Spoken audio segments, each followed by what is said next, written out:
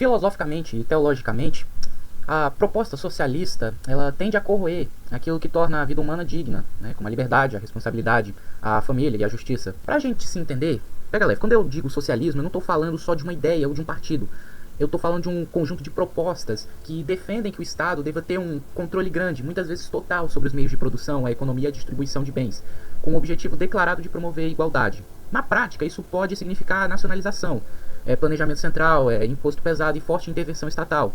A intenção pode ser boa, reduzir desigualdade, ajudar os pobres, mas é sobre as consequências que eu quero falar. Quando eu digo liberdade, eu não quero dizer bagunça. Eu quero dizer possibilidade real de escolher, de trabalhar, de criar e responder por suas ações.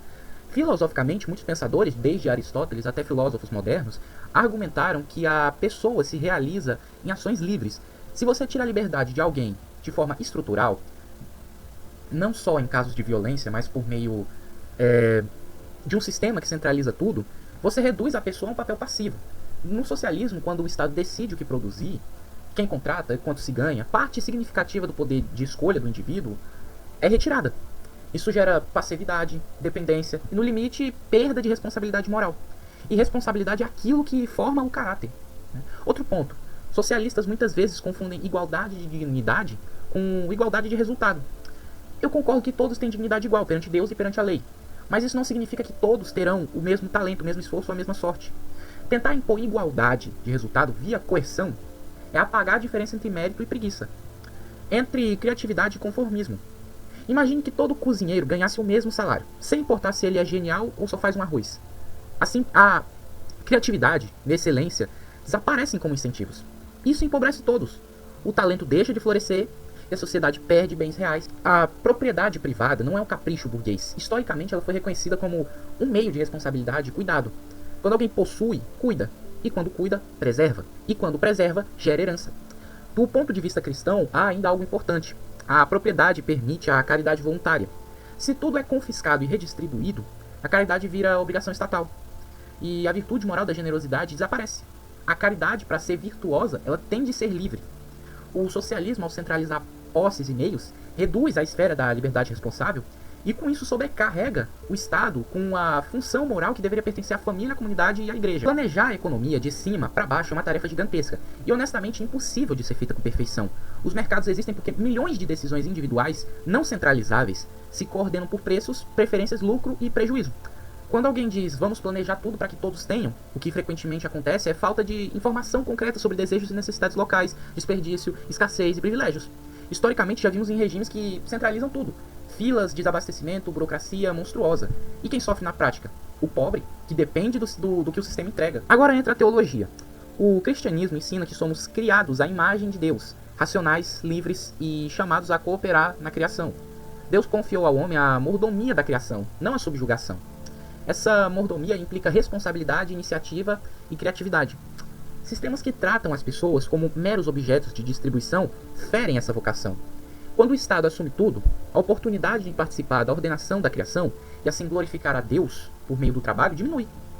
E a vida espiritual empobrece, porque a prática da virtude é substituída por dependência e passividade. Um ponto prático e moral: concentrar poder somente corrói moralmente quem exerce esse poder. Dá espaço para corrupção, para privilégios, para arbitrariedade. Se o Estado controla tudo, quem controla o Estado? Pessoas. E pessoas falham. Mesmo com intenções boas, o aparato estatal tende a criar interesses próprios, burocracias que defendem o sistema e elites que se reproduzem. O resultado é menos justiça real e mais poder concentrado.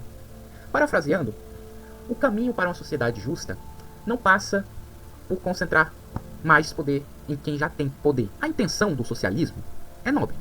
Mas a pergunta moral é: qual método gera menos pobreza e mais dignidade? A história mostra que o crescimento econômico e a liberdade criam mais riqueza e reduzem pobreza de forma sustentável. A coerção frequentemente cria escassez e empobrece os mais vulneráveis. Exploração existe, que eu já falei no vídeo anterior sobre a moral cristã, sobre o livre mercado. E ela deve ser combatida, a exploração. Mas não é consequência inevitável do mercado. Muitas vezes é consequência de falta de concorrência, monopólios e privilégios estatais.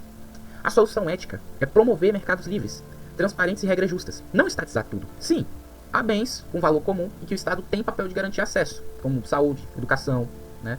Mas a gestão pública e a provisão universal podem ser feitas de forma que não estrangulem a iniciativa civil e a qualidade.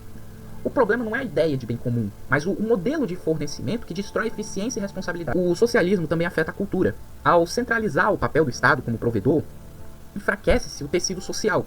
Famílias menos autônomas, igrejas com menos espaço para ação, e olha que no socialismo igrejas são sempre fechadas, sempre são perseguidas. Entidades comunitárias são fragilizadas, entende?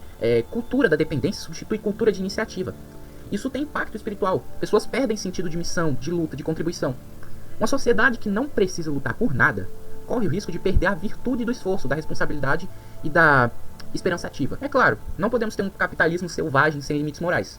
A alternativa moral é liberdade responsável, proteger propriedade, promover concorrência, combater privilégios e educar para virtudes.